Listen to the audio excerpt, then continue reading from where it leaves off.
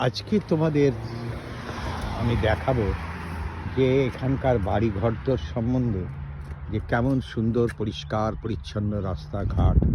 সবচেয়ে বড় হচ্ছে এখানে ফুটপাত, যেটা মানুষের চলার জায়গা, সেটা এত পরিচ্ছন্ন পরিষ্কার যে মানুষের কোনো রকম অসুবিধা হয় না। আর তার সঙ্গে রাস্তা দু সাইডে ভাগ করা আছে, এক সাইডে গাড়ি যাবে, এক সাইডে আসবে, এবং এছাড়া প্রত্যেক জায়গাতেই সিগন্যাল আছে, যার ফলে কোনো লোকের কোনো অসুবিধা হয় না। এটা আমার ছোট ছেলের বাড়ি, রণপ্রিয় নিয়োগীর বাড়ি। সে এই কিছুদিন আগে এটা কেনা হয়েছে।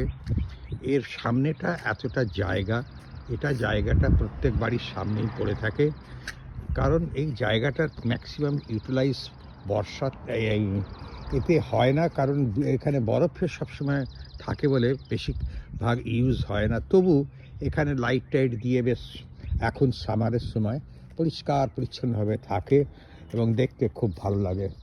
ছোটো ছেলের গাড়ি এখানেই থাকে, বাইরেই সবাইকার গাড়ি পড়ে থাকে। এখানকার উপরেই দেখো একটু বরফও পড়ে আছে, সেটা আস্তে আস্তে যাবে। তা এখন আজকে টেম্পারেচার ভালো, তা হলো -2 টেম্পারেচার। এই দিকে আছে, এই পাশে যে গেটটা দেখছো, এর পেছনেও জায়গা আছে সুন্দর করে। এই পুরো পোর্শনটা এর হচ্ছে, এবং আমি ভেতরে গিয়ে দেখাবো যে ব্যাকইয়ার্ডটা কত ভালো। তো এই ব্যাকইয়ার্ডের সুবিধার জন্যে মানুষের কোনো রকম অসুবিধা হয় না। সামনে এইখানে গাছগাছড়া লাগায়, এখন এবারে যে গাছ লাগাবার সময় হয়েছে, তাই তারা লাগাবে। আর গাছে এখনও পর্যন্ত কোনো পাতা আসেনি, আস্তে আস্তে আসবে। সামার এসে গেছে, আস্তে আস্তে আসবে। আর তার সঙ্গে এখানে দেখাই যে আমি ঘরের মধ্যে ঢুকলাম, এবং এই ঘরেতে তাদের জ্যাকেটগুলো এইভাবে টাঙানো আছে সুন্দর করে। আর তাদের এই একটা রুম, সেই রুম, সরি, এই একটা রুম, এই রুমে রয়েছে, এবং এরপর একটা এইপরে আর একটা রুম রয়েছে, যেটাতে সুন্দরভাবে রয়েছে এবং পরিষ্কার পরিচ্ছন্নভাবে, এবং সেখানে বড় একটা আয়না দেওয়া আছে যাতে করে সব সময় পুরো শরীরটাই দেখা যায়।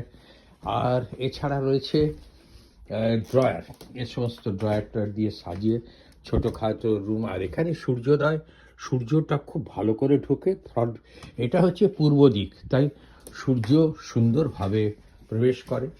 সাজানো ঘরদোর খুবই ভালো লাগে আমার, যে পরিষ্কার পরিচ্ছন্নভাবে থাকে। এরপর দেখাই যে এটা একটা কিচেন। এই কিচেনে তাদের সুন্দরভাবে সব কিছু অ্যারেঞ্জমেন্ট করা আছে।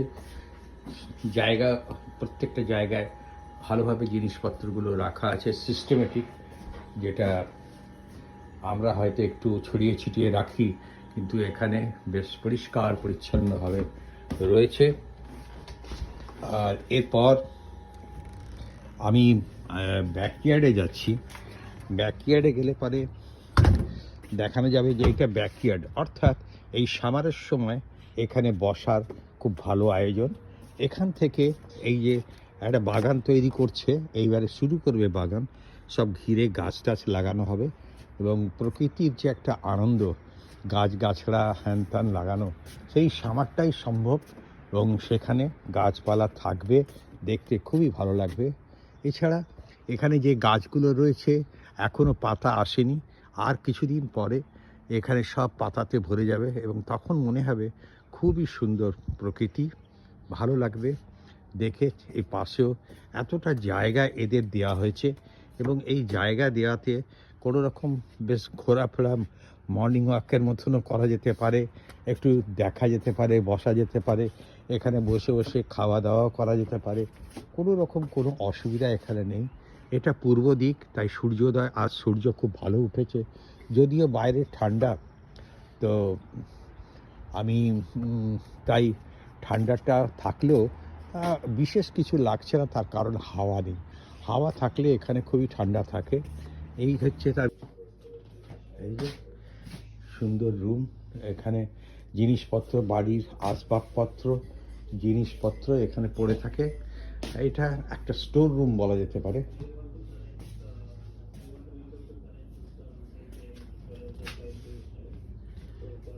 এখন আর একটা রুমে আমার ছেলের অফিস হচ্ছে, তাই আমি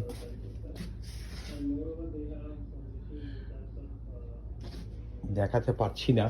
তার কারণ ওই রুমে ওর অফিস রয়েছে, অফিসের ব্যবস্থা নিচেই রুমে করে। আর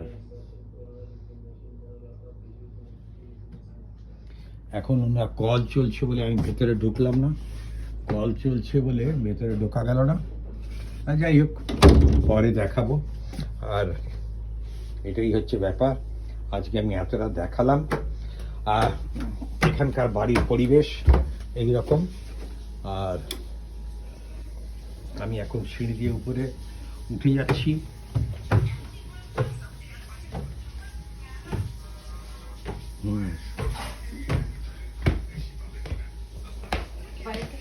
দেখে দিচ্ছি। যাই হোক, সব কিছু তোমাদের একটা আন্দাজ করে দিলাম যে ঘরটা কেমন হয়।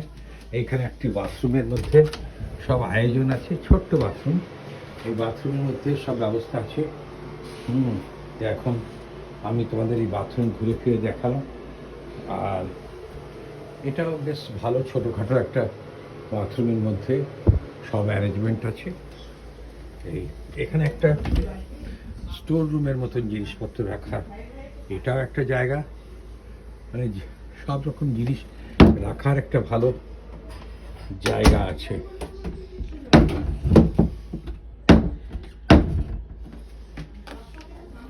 এখানেও একটা ছোট সুটকেস রাখার জায়গা করে দেওয়া হয়েছে, জিনিসপত্রগুলো রাখা হয়। যাই হোক, পুরো বাড়িটা আমি দেখিয়ে দিলাম। আবার অন্য জায়গায় যখন যাব তখন ছোট ছেলের বাড়ি দেখানো হয়ে গেল, রণপ্রিয় নিয়োগী। আমি প্রকাশ নিয়োগী আজকে এখানেই শেষ করছি।